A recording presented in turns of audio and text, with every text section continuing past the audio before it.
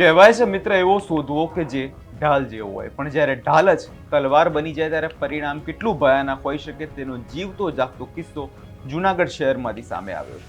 શું તે સમગ્ર મામલો તેની વિગતે ચર્ચા કરીશું. નમસ્કાર, હું છું પ્રથમ મોદી, આપ જોઈ રહ્યા છો નિર્ભય ન્યૂઝ.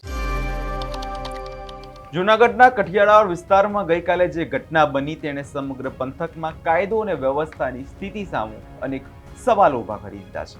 ઘટનાની જો વિગતે વાત કરવામાં આવે તો કઠિયાવાડા વિસ્તારમાં રહેતા રશીશ સોલંકી નામના યુવાનની તેના જ અંગજ મિત્ર દ્વારા હત્યા કરી દેવામાં આવી છે.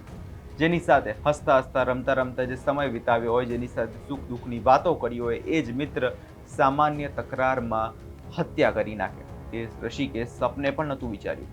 સામાન્ય બોલાચાલી થઈ હતી અને તેને જોતામાં મામલો એટલો બધો બિચકાઈ ગયો કે આવેશમાં આવીને આરોપીએ મિત્રનું ટીમ ઢાળી દીધું. તેણે ધારદાર હથિયાર કાઢ્યું અને રશીશ પર સીધો હુમલો કરી દીધો, જેને કારણે મિત્રની હત્યા થઈ ગઈ. સૌપ્રથમ સાંભળી લઈએ પોલીસનું ઘટનાને લઈ શું કહેવું છે.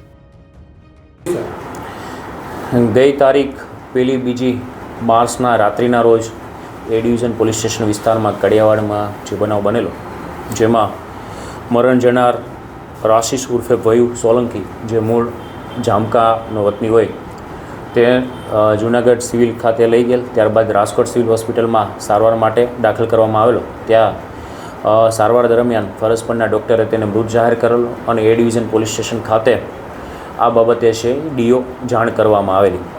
ત્યાંથી પોલીસ દ્વારા રાજકોટ પહોંચી અને ઇન્ક્વેસ્ટ પંચનામું ભરવામાં આવેલું, જેમાં મૃતકના શરીરે થાપાના ભાગે જે જીવલેણ ઈજા જણાઈ આવેલી આથી બનાવની ગંભીરતાને ધ્યાને રાખી એ ડિવિઝન પીઆઈએ ફોરેન્સિક પીએમ માટે સંબંધિત સિવિલ હોસ્પિટલને જણાવેલું. જ્યાં તેનું ફોરેન્સિક પીએમ થતાં પીએમ કરનાર પેનલ ડૉક્ટરના જે પ્રાથમિક ઓપિનિયન હતો કે થાપાના ભાગે જે જીવલેણ ઈજા થઈ છે તેના લીધે છે આ રાશિશનું મૃત્યુ થયેલું છે. ત્યારબાદ આ રાશિશ બનાવનો જે સમયગાળો છે 1 માર્ચ અને 2 માર્ચના રાત્રિના 2 થી 4 વાગ્યા દરમિયાન એની વિગતવાર ઊંડાણપૂર્વક તપાસ કરવામાં આવેલી કે આ રાશિશ ઉર્ફે વયુ સોલંકી આ સમયે ક્યાં હતો અને તેની સાથે કોણ કોણ વ્યક્તિ હતા. જેમાં ટેકનિકલ સર્વેલન્સ અને સાથેના જે વ્યક્તિઓ છે તેમની વિગતવાર જે પૂછપરછ થઈ તે મુજબ રાશિશ પોતાના ઘરે જામકાથી તેની બહેનને બોટાદ ખાતે લાઇટ ડેકોરેશનનું કામ હોય તેવી હકીકત જણાવીને નીકળેલો, પરંતુ તે વિસાવદર તેના નજીકના સંબંધી રવિ સોલંકીના ઘરે પહોંચેલો અને ત્યાં જમેલો. ત્યારબાદ વિસાવદરથી ઇકો ગાડીમાં રવિ સોલંકી તથા રવિના દાદાનો દીકરો હર્ષદ સોલંકી સાથે જૂનાગઢ આવેલા, જ્યાં રાશિશ ઉર્ફે વયુ, રવિ, હર્ષદ, અન્ય જે રાશિશ છે તેના અન્ય 2 મિત્રો રોનક ચૌધરી તથા મિત સોલંકી, આ 5 લોકો છે ઇસ્કોન ચોકડી ખાતે મળેલા. ત્યારબાદ છે કાળવા આવેલા અને કાળવાથી કડિયાવાડ પાસે મિત સોલંકી જ્યાં રહે છે વૃંદાવન એપાર્ટમેન્ટ તેની પાસે આવેલા અને ત્યાં બેઠા હોય એ સમયગાળા દરમિયાન છે રોનક ચૌધરી અને મરણ જનાર રાશિશ ઉર્ફે વયુ સોલંકી બંને એકબીજાની મજાક મસ્તી કરતા હોય તેમાંથી બોલાચાલી થયેલા. ત્યારબાદ ગાળાગાળી સુધી મામલો પહોંચેલો અને એકબીજાના કોલર પકડેલા. એવામાં આ રોનક ચૌધરી ઉશ્કેરાઈ ગયેલો અને પોતાના પેન્ટના નેફામાં રહેલ છરી વડે મરણ જનાર રાશિશના થાપાના ભાગે છે એ હુમલો કરેલો. એક ઘા જે મારેલો તે જીવલેણ નીવડેલો. ત્યારબાદ જણાવેલું કે આ ચરીવાળી હકીકત કોઈને જણાવી તો તમામને તકલીફ પડશે. આ સમયે અન્ય જે મિત સોલંકી, રવિ સોલંકી તથા હર્ષદ સોલંકી અને રોનક ચૌધરી આ તમામ છે એ રાશિશને ઇકો ગાડીમાં છે સિવિલ હોસ્પિટલ સારવાર માટે લઈ આવેલ અને ત્યાં છે તેના રાશિશના બેનને આ બાબતે જાણ કરવામાં આવેલી કે રાશિશને લાગી ગયેલ છે માત્ર તેવી હકીકત જણાવી, પરંતુ જૂનાગઢ સિવિલમાંથી તેને વધુ સારવારની જરૂર જણાતા રાજકોટ ખાતે રિફર કરવામાં આવેલો અને ત્યાં સારવાર દરમિયાન છે મૃત જાહેર થયેલો.